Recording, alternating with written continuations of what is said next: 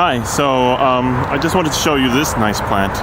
Kind of really got interested in this one of maybe last year. I've always been interested in this one for the last decade or so, but you know, one thing I realized last year when I was hunting goldenrods is that we have quite a variety of them. About 14, 15, maybe even 18 species in the New York City area. And this one's the blue stem goldenrod. You know, the name you should really remember is Celastraceae. Caesea meaning blue. And it's got axillary flowers. It grows on the forest floor, away from too much sunlight. And these are a little bit past flower. I mean, all goldenrods are in the Celastraceae clade. Let's see if I can. There you go. Look at that.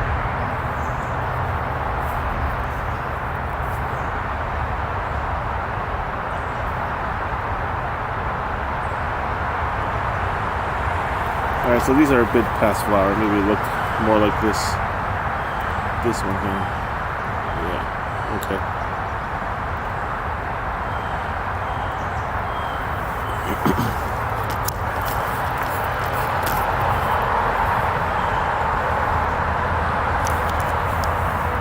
Oh, dentate leaves, but otherwise smooth, glaucous. Yeah.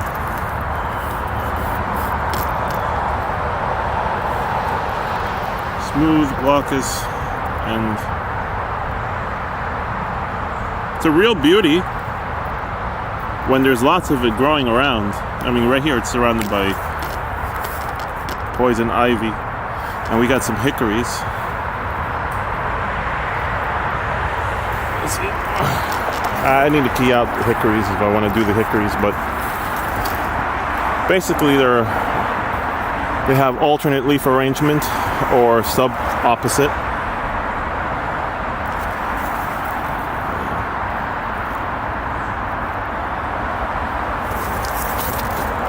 Hold on.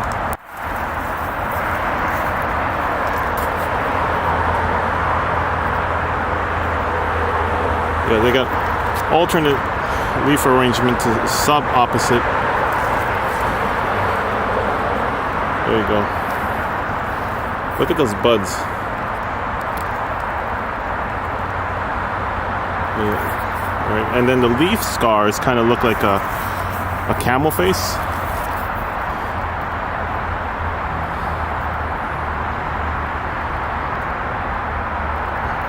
I guess you can imagine that it looks like the face of a camel.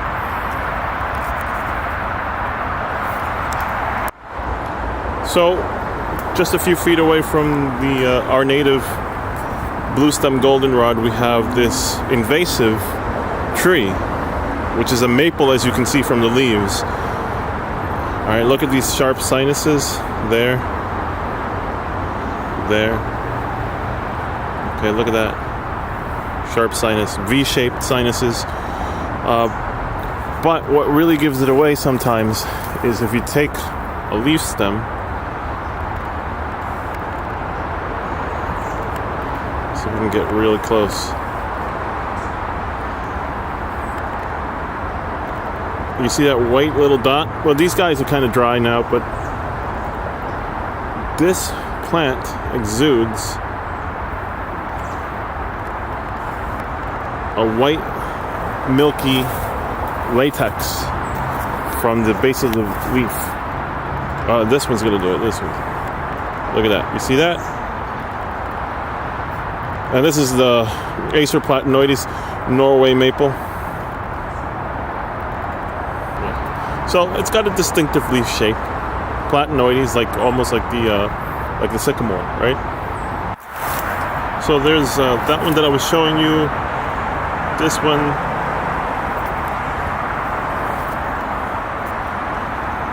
That's another one. Down there is about 3, 4, 5 more. There's a big one over there. So it can quickly cover an area that would have been native forest with its own species, and it becomes a dominant tree very quickly. I mean, this is the mother tree right now, and it's every fall releases the samaras, and the samaras grow, and instead of having nice beech trees like this, we end up having a whole bunch of these Norway maples.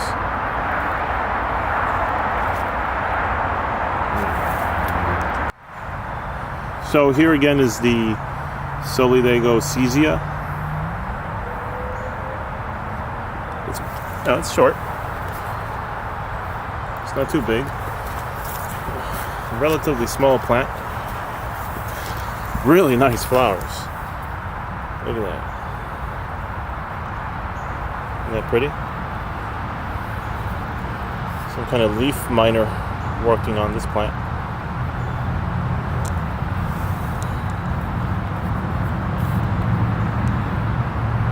Oh, look at all those pollinators.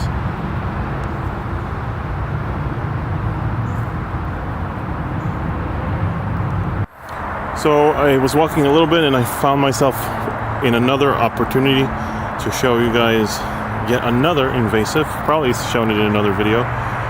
But notice these reddish berries. That's actually the berries. This is the... Oh, I lost that.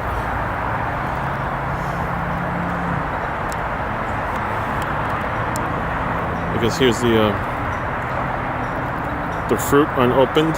Then there's the red arrow. An arrow, which is just a growth that comes around the fruit. And underneath this red arrow is the actual one-seeded fruit. See that? Anyway, and you got these corky ridges extend down. Look at this. You see that? Okay. This is burning bush, Euonymus alata. Invasive, non-native. Yeah, look at all these blue stem goldenrods. Isn't that beautiful? Over there. It's really a dominant species on the forest floor. Look at this. Look, we got a bumblebee visiting one.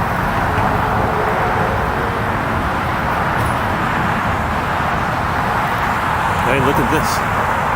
And there's the road.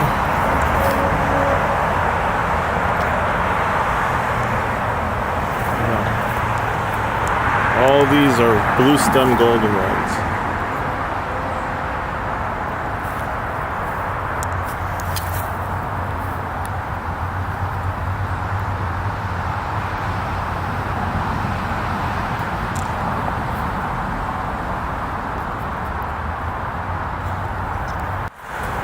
And there's another one that's similar to this, but it's got white flowers with the yellow anthers and the yellow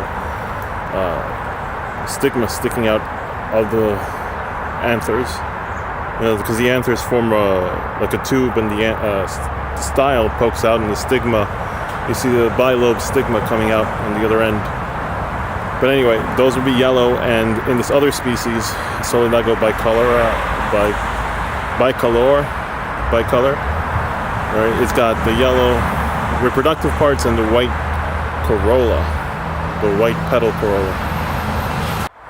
So over here is another Euonymus, but this is a native Euonymus, and there aren't too many of those.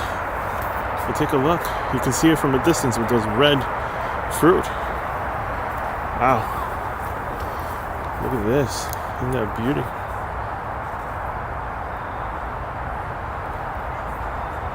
We got like a purple violet fruit capsule, and then just like the other one, you have the arrows. Isn't that a beauty? The American strawberry bush. You know, it's got these seeds. It's surrounded by an arrow, which is a growth that occurs around the seeds here, and it attracts birds. And inside you have the the seeds. Yeah. Oh, lost that one. Everybody should have one of these bushes in their gardens. It's a beauty. Sorry about that, got interrupted. But anyway, yeah, look at this. Wow.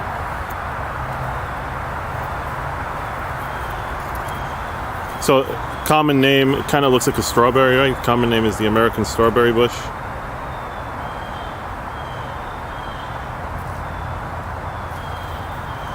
See if we can get a nice close-up of this. Look at the structure on the fruit capsule. A little bit spiky. Here's see, I got rid of the arrow. Yeah. Disperse it a bit. Look at that. Isn't that beautiful? See, this is what people should have planted instead of the burning bush, the Euonymus alata that I showed you before, which is why it's invasive now, because people planted it in their gardens, because it turns a nice orange to bright red in the fall. But this guy is a nice upright bush. It's a short tree, actually. I wouldn't call it a bush. It's got opposite leaves,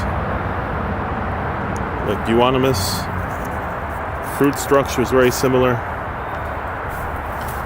but it's prettier, so much prettier. And I don't know if this guy turns colors in the fall, but probably does, as most of our flora does around here.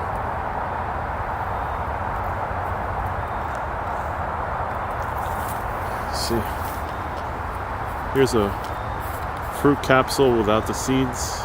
Birds will pick at this, sure, why not? And here's one that still has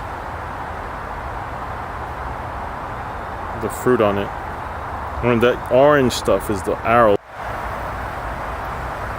So amongst this sea, or little lake of green stuff, which we call Rosa multiflora, one of our worst invasives,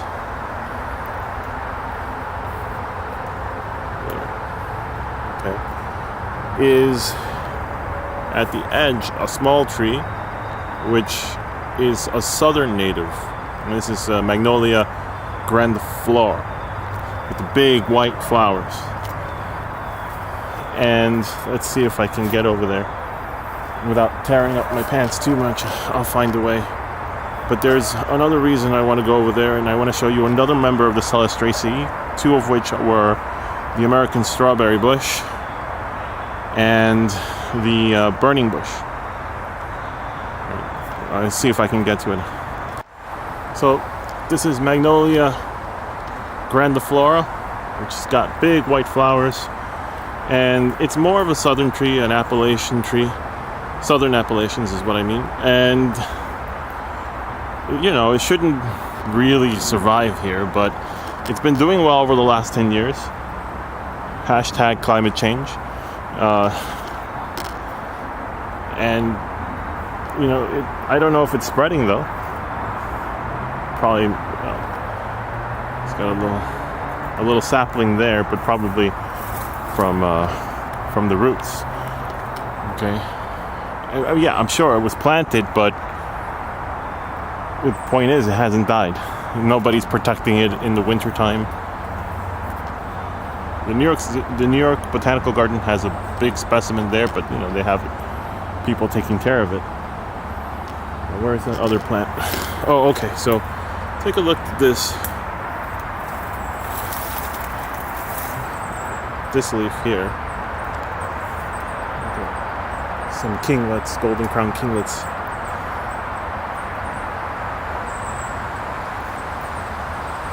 Okay. Well, take a look at this leaf. With this teardrop shape. Okay. This is a vine, an invasive vine. See any similarities with the other ones? There's a fruit capsule and an arrow. and the seeds are inside. Small, in this case, small seeds. This is Celastraceae orbiculatus. Celastraceae orbiculatus. I forget the common name. Asian bittersweet or something. Yeah. And it attracts birds, sure. What with an arrow wouldn't attract birds? And that's one of the reasons it spreads so easily, because birds come, they eat the seeds. They don't get much nutrition out of it though, so they have to eat more of it than they would from, say, a strawberry bush, the American strawberry bush. But they do what they can, and they end up pooping out the seeds all over the place, and it covers the ground floor. It covers the short bushes, the small bushes, and whatever smothers out whatever's growing underneath, just like any decent invasive would do. Like this. There's nothing else here. Look at this. All this is Rosa multiflora. There's nothing else here. There should be blue stem goldenrods and jack in the pulpits and white wood asters and things like that, but there aren't. And who knows? I mean, I grew up in a period of time when there was basically this is all there was, so I don't even have a full account in my head of all the things that should be here, because I've never seen it before. Isn't that sad? Yeah, it's sad. All right, well, that's the thing. If you don't know what was here, you can't miss it. You can't feel sorry for something that's gone if you never knew it existed in the first place. So I guess that's the point of these videos, right? Show you what there is and what there isn't, and hopefully people will wise up and try to conserve our natural areas. Up there is a big tree. I don't know. Yeah, you can't tell from here, but it's Paulownia tomentosa, which is called the princess tree. Let's take a look at this guy again. So look at those. Look at those berries.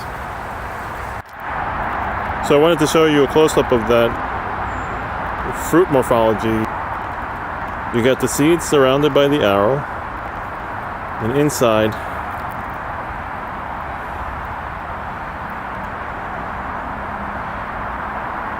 there you go. They're inside. There are the seeds.